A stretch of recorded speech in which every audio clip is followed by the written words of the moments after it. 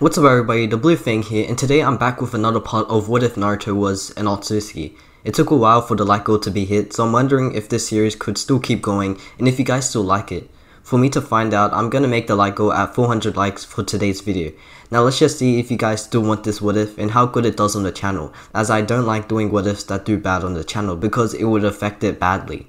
Before we get into the recap, subscribe if you're new, hit the like button, and turn on bell notifications. So without further ado, let's get into the video.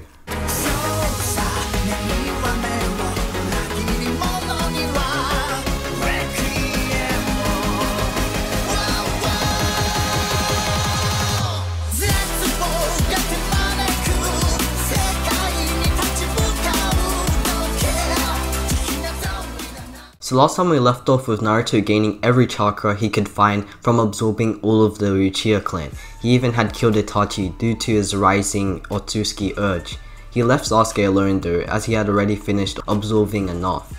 Where we cut off was in the past, before any of Naruto's present actions. We left off with Naruto telling Itachi his past story and how he came to be on Earth, and how he is today. We start off this what if with Naruto explaining the Otsutsuki clan. Naruto had no idea who his parents were, and the children were just built for destruction. Naruto was used to going into different dimensions and consuming the chakra of different people from each dimension. Then the leader of the traveling group would eat the chakra fruit from the divine tree they had grown there. They would gain extraordinary power, like how Kaguya had eaten it and became really powerful. The clan would repeat this each time, and Naruto at a young age would actually get bored from it most of the time. Until one day he had decided that he should end this for now. Every time he had gone to each dimension, he saw the death of others, and he got a disgusting feel and couldn't bear to see it anymore. He decided to go to the traveling group leader and said that the Otsutsuki already have so much power, so why do they have to keep ruining other people's lives from different dimensions for more power? The leader would erupt in laughter and stare right into Naruto's eyes. They would say that he shouldn't feel anything from seeing the death of lowly beings, and that they should feel proud of being superior to everyone. Naruto would disagree, saying the Otsutsuki are the actual weak ones, as they always have to look for power so they can never stay their original ways. The leader would become frustrated when he had heard Naruto say all of this, but he doesn't decide to kill him. He prepares to do something more than that. The leader grins while looking down on Naruto and activates his Rinnegan he had gotten from eating one of the chakra fruits from the divine tree. He then decides to use his own unique ability that no one else has. He decides to torture Naruto's mind so he can no longer feel sympathy for another being. This ability is the leader's own ability that he had gotten from the Rinnegan. It's kind of like Itachi Tsukiyomi, but it's a lot more different than that, as it's used to get rid of a person's feel or emotion.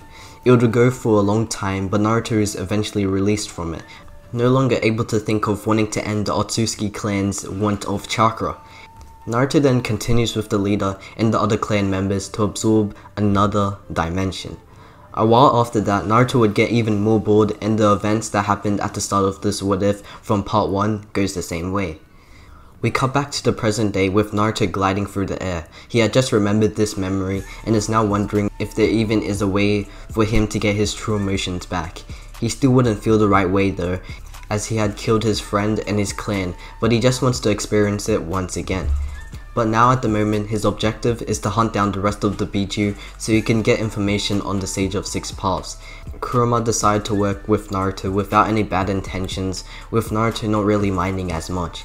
As the two of them continue, Kurama decides to ask about what Naruto is going to do after he finds out about the Sage of Six Paths, and also after he finds the other two people that he had talked about. Naruto hadn't really thought about that, as he was just genuinely interested in who that Otsutsuki is and why he was on Earth. Naruto answers Kurama, saying that he'll think about that after he completes his current objective. Kurama chuckles and also brings Naruto another question, which is about how many abilities does he actually have, as he knows that no one on Earth is worthy to see all of Naruto's abilities. Naruto talks about how he is able to travel through dimensions, have enhanced speed and strength, and also have his own unique ability that you guys who are watching can give Naruto.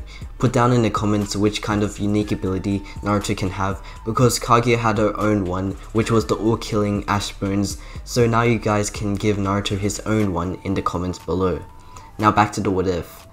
As Naruto continues, he comes across some missing ninja, trying to rob a few people who come from a village other than Konoha. Kurama notices that detail as well. Naruto also realizes that the people are from the village hidden in the sand, remembering what he was taught in the academy. Knowing there could be a Biju in the hidden sand, Naruto decides to help the people out against the missing nin shinobi so they could show him the way to their village. He gets ready and then dashes down on his new opponents. The people who are getting attacked see a quick white blur dashing around and messing with the attackers. Naruto quickly demolishes the missing nin shinobi, being able to outspeed them by a mile, and uses unique strength to finish them off, sending them all to a near-death state. Naruto doesn't really want to scare the people off by killing his opponents, so he plays it smart and just puts them in that state. The people from the hidden sand thank Naruto and tell him that they would do anything to repay him. Naruto grins at this and decides to ask them if they could show him the way to the village hidden in the sand. The people nod their heads and are surprised at how simple the repayment is. So now Naruto goes with them along the path to his next target, the Jinchuriki of the hidden sand village. We cut to once Naruto arrives in the village and he observes his surroundings, checking if he could find anything bizarre or out of place. He walks around the village with most people staring at him as his appearance differs from everyone else's. Naruto's serious expression shakes the stares off though, making him more pleased. After a while, Kurama remembers that this place is the home of the Shukaku and is surprised he had forgotten for a while. He tells Naruto that the Biju in this village wouldn't be much help. Kurama says this because he doesn't really like the one-tailed beast at all. Naruto shrugs and says it doesn't matter, as he could still get some interesting information either way. He decides to go over to some people who look like they know about who the village's Jinchuriki is and where they are. He asks them the question with them saying that everybody should know that monster of a child. Naruto has a confused look and wonders if the Jinchuriki is a monster. The person continues to ramble on about how the one named Gaara should have been killed a long time ago. Naruto brings up the question again in a more serious tone. Where is the Jinchuriki? I'm not asking how the person is like. The person nods his head and tells him that Gaara lives at the Kazekage's home. Naruto nods his head and heads towards a place that looks good enough to be the home of a Kage. Naruto already knows about how important Kages are from learning about them. Eventually, he's able to find a good-looking place, and on top of it sits a young boy with reddish-brownish hair and is carrying a gourd. Naruto blitzes to the person and looks right down on him. Are you the one named Gaara? The person looks up and is kind of shocked by Naruto's speed. Yeah, I am. Why are you asking? Naruto grins and says that he needs his Biju. Sand then comes from the gourd and quickly launches Naruto into the ground below. Naruto is surprised as he didn't see that coming. Gaara stares at him and decides to ask who he is. Naruto replies saying that he's a person who needs information, and that is all. Gaara goes to attack again, but inside of him, Shukaku shouts that he shouldn't attack this person. Gaara is confused, but Shukaku explains that the person in front of him is a very powerful being, and that he shouldn't risk being met with death. Shukaku obviously doesn't want to be killed as well. Even with Gaara standing still, Naruto can feel the killing aura that Gaara emits from himself. Naruto wonders how that came to be and asks Gaara about it. Shukaku tells Gaara to answer or he'll die. Reluctant, Gaara still answers and explains to Naruto about the life he had in the village. He talks about his childhood and how most people tried to kill him, even his own father. Naruto is interested in Gaara now, and he kind of feels something once again. He could kind of feel for Gaara. Naruto remembers being isolated from his own clan members, with everyone not even caring about him, and not even making eye contact to him in any way. So Naruto can kind of relate to him. So he thinks for some time and comes to a conclusion, thinking that Gaara could be useful in some way. Naruto decides to not kill Gaara and tells him that, but he also decides to ask Gaara if he would come with him to look for other Jinchuriki. Gaara doesn't really care as long as it's away from the hidden sand. Naruto smirks and tells him to go now. Kurama sighs as he knows that Shukaku is there within Gaara and now they have to go together. We cut to once the two of them are out of the village with people inside of the hidden sand wondering where that monster is. The Kazekage is getting frustrated with his so-called weapon missing from the village, so he sends out a horde of shinobi to go look for Gaara around the surrounding outside of the village. The sand shinobi go looking and eventually are able to find Gaara and one other person beside him.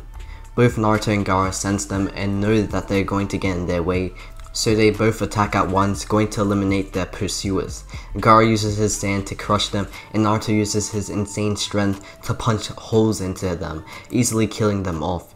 The fight doesn't go for too long, and once it's finished, they both hide the bodies so no one from the hidden sand can track them down. Once they finish, Naruto and Gaara continue their path onto the next village that holds the next Jinchuriki Naruto is looking for. And that's where I'm going to end it off for today. Hopefully you did enjoy, and if you did, make sure to get this video to 400 likes for the next part. At the moment, I'm trying to think of multiple ways the next parts could go so they can be ready to make, but that only happens if the like goal is hit. So like always, subscribe if you're new, hit the like button, and turn on bell notifications. It's been the Blue Fang, peace.